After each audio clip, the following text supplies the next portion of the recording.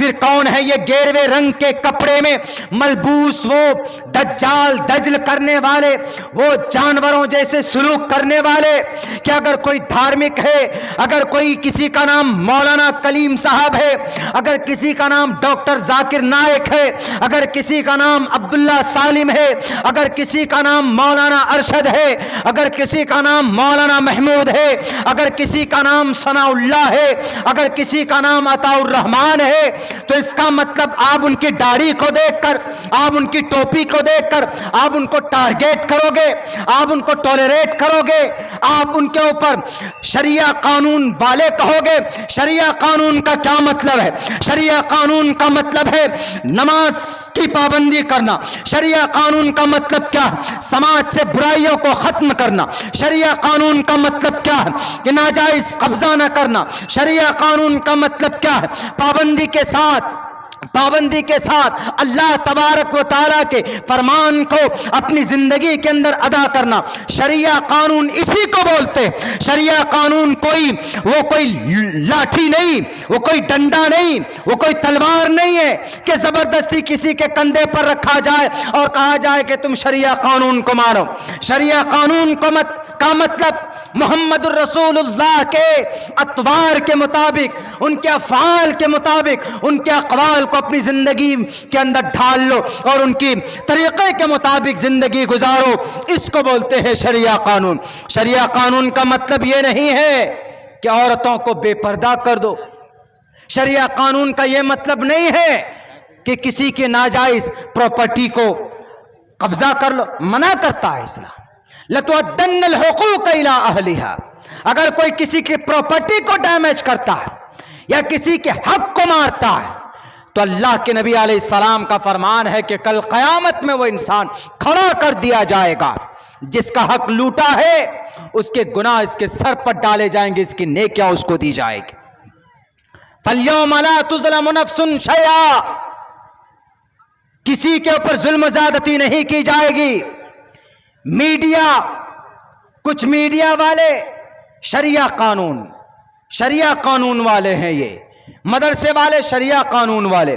ارے مدرسے والے شریعہ قانون والے ہیں، یہ شریعہ ہے کیا پہلے سمجھو تو صحیح۔ شریعت، the meaning of Sharia, it is the only method and has been sent down to the earth by the God. اللہ کے طرف سے بھیجا ہوا ایک قانون ہے، اسی سسٹم پر انسان زندگی گزارتا ہے، مسلمان زندگی گزارتا، اس کو شریعہ بولتے ہیں۔ شریعت کا یہ مطلب نہیں فسادی دنگے کرنا، موب لنچنگ کرنا۔ ابھی کچھ دنوں پہلے 2 بچے کی موب لنچنگ کی، کہاں؟ گجرات میں۔ وہ بچے کون تھے؟ مدرسے میں پڑھنے والے تھے۔ مدرسے میں پڑھنے والے، ان کی لباس دیکھی کہ بھئی کرتا ٹوپی ہے، بس ان کی موب لنچنگ کر دی۔ اب بتائیے، اگر کوئی آدمی کہتا ہے کہ اسلام دنیا کے سب سے بہترین دھرم ہے، اسی دھرم کو مانو، تو لوگ کیا کہتے ہیں کہ دیکھو بڑی تیزی کے ساتھ میں بہت لوگ اسلام کا پرچار کر رہے ہیں۔ دیکھ لو مولانا کلیم صاحب، دیکھ لو دھرم پریورتن کرا رہے ہیں۔ دھرم پریورتن کب ہوتا ہے؟ دھرمانترن کب ہوتا ہے؟ آرٹیکل 25، ایک ہے آرٹیکل 25 کا اے، ایک ہے آرٹیکل 25 کا بی۔ اے بی یعنی اے اینڈ 1 and 2۔ دوسرے کے اندر کہاں ہے؟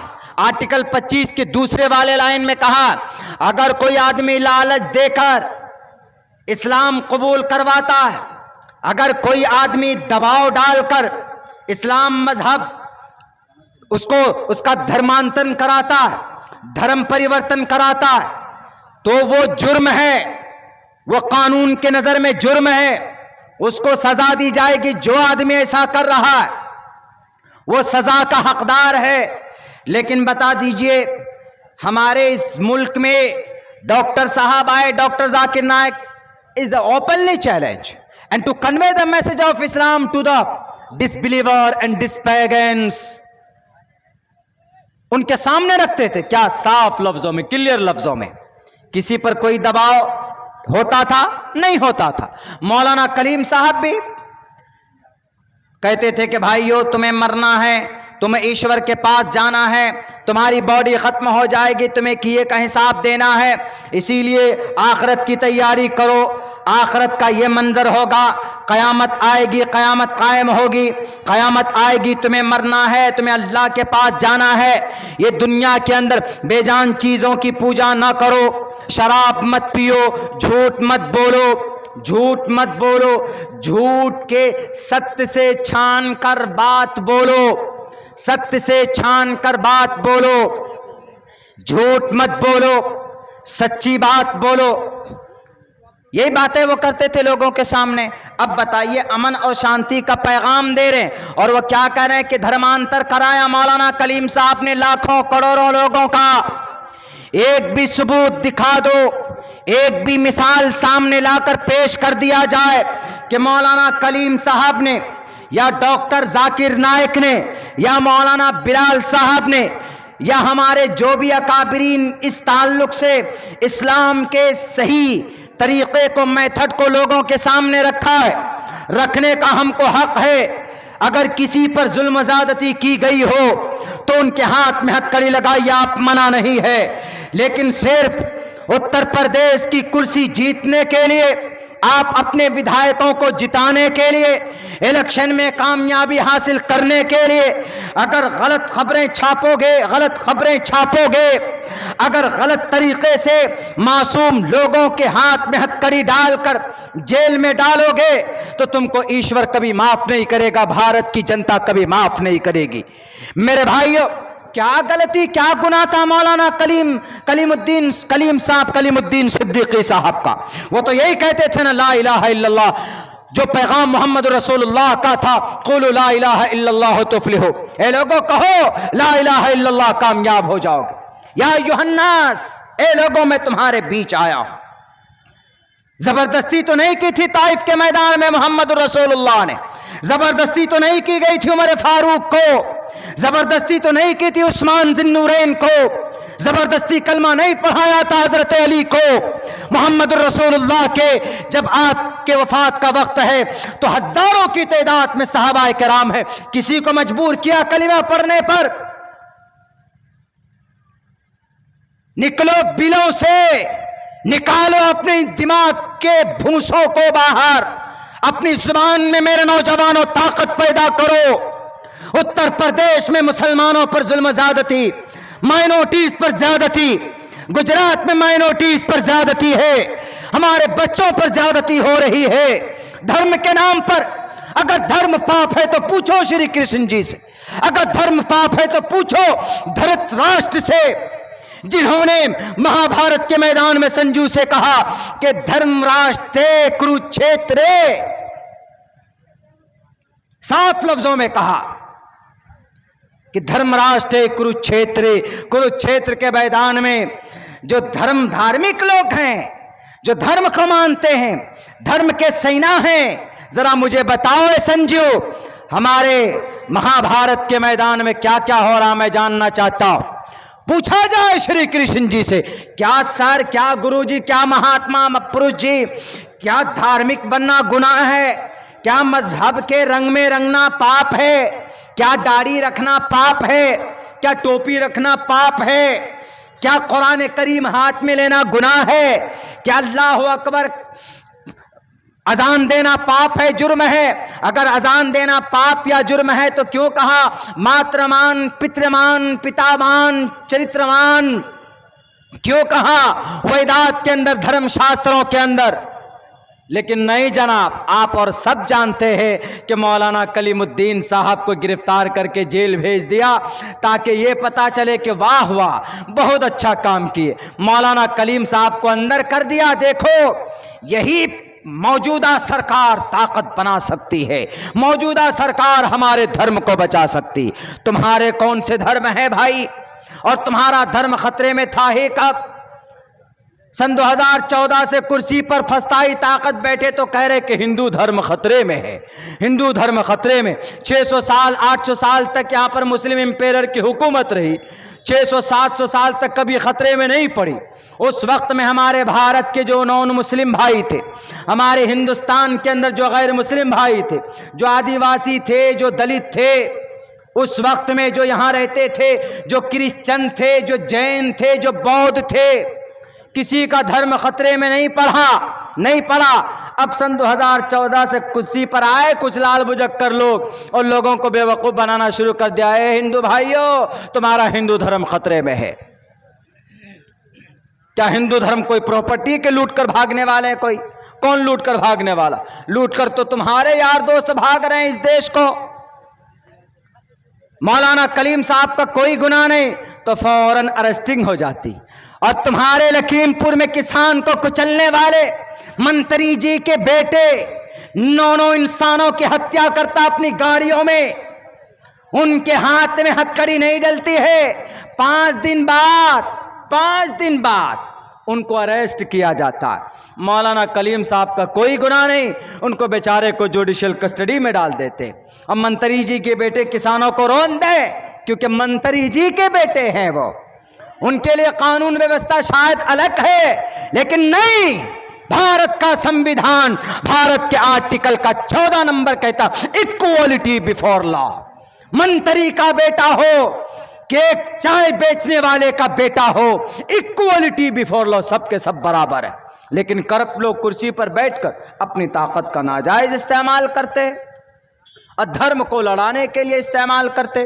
میرے بھائیو، محمد الرسول اللہ صلی اللہ علیہ وسلم 40 سال میں نبوت دی گئی، اس کے بعد آپ علیہ الصلوۃ والسلام کو پیغام دیا اللہ تبارک و تعالیٰ نے، اور کہا کہ آپ نکل جائیے میدان میں اور لوگوں کو بتائیے وَأَنذِرْ عَشِيرَتَكَ الْأَقْرَبِينَ، اپنے رشتہ داروں کو کلمے کی، دھرم کی جانکاری دیجئے، عقیدہ صحیح ہو جائے، عقیدے کے بارے میں بتائیے۔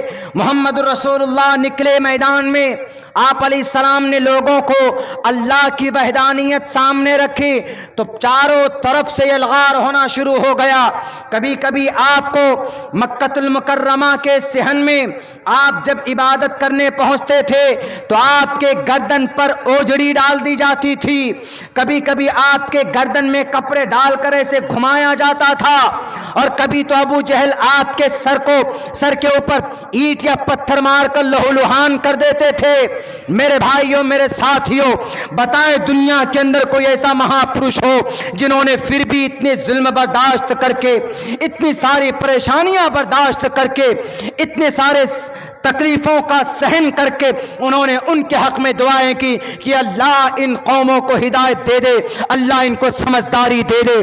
یہ پاپ اور جرم نہیں ہے، یہ زبردستی والی کوئی بات نہیں ہے، بلکہ صرف یہ کہتے تھے ایک اللہ کے سامنے سر جھکا لو، تمہاری کامیابی مقدر ہو جائے گی، تم دنیا میں بھی کامیاب بنو گے، مرنے کے بعد بھی کامیابی تمہاری قدم چومے گی۔ اللہ کے نبی علیہ السلام نے تو کسی پر ظلم نہیں کیا تھا۔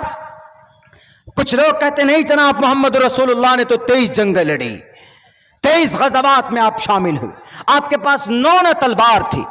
الزام لگاتے ہیں کہ محمد الرسول اللہ he was a very violent person، وہ بہت زیادہ ظالم اور بہت زیادہ کرورتا کے ساتھ ان کی زندگی تھی۔ بالکل غلط، کوئی بیس نہیں۔ آپ علیہ السلام 13 سال تک مکہ میں رہے، محمد رسول اللہ نے 13 سال تک بھوکے رہے، پیاسے رہے، پاگل مجنوں دیوانہ کہا جاتا تھا، یہ پاگل ہو گیا، مجنوں ہو گیا، دیوانہ ہے، کوئی ان کی بات مت سنو۔ کہیں پر جاتے تھے اسلام کے پیغام کو لے کر، پاگل کہتے تھے، دیوانہ کہتے تھے، لیکن نہیں، محمد الرسول اللہ کا چرتر، ان کا بیک گراؤنڈ اتنا اسٹرانگ تھا کہ کہا گیا شمبل گرام گکھیس براہمن ایسا کہا تمنا بھون وشنو یششا، بنیاد اتنی مضبوط تھی کہ صادق امین 40 سال کے بعد جب نبوت دی گئی، محمد الرسول اللہ کا رعب اتنا تھا کہ آپ علیہ الصلوۃ والسلام کا کیریکٹر سرٹیفکیٹ اتنا اسٹرانگ تھا کہ آپ علیہ الصلوۃ والسلام کے چہرے کو، شکل کو دیکھ کر آپ علیہ السلام کے سامنے کھڑے ہونے کی کسی کی طاقت نہیں ہوتی تھی کہ میں سامنے جا کر مقابلہ کر پاؤں گا۔ پھر بھی ظلم و زیادتی کی، محمد رسول اللہ نے اپنے دھرم کا پرچار کیا، اپنے مذہب کو سامنے رکھا، مذہب کا پرچار کرنا آج کے زمانے میں اگر کوئی کرتا ہے تو یہ ہمارے محمد الرسول اللہ کا، قرآن کا، شریعت کا یہ پیغام ہم کریں گے اور ہم کر سکتے ہیں، ہم کو کوئی منع نہیں کر سکتا۔ لیکن میرے بھائیو آج ہم کمزور کیوں پڑ گئے ہیں؟ آج ہم کمزور پڑ گئے، آج ہمارے بیچ میں، ہمارے درمیان میں پہلی بات تو دھارمک نالج کی جانکاری نہیں ہے نوجوانوں کو بھی، دھارمک ہمارے مذہبی اپنے مذہب کی جانکاری رکھنا آپ کے لیے نہایت ضروری۔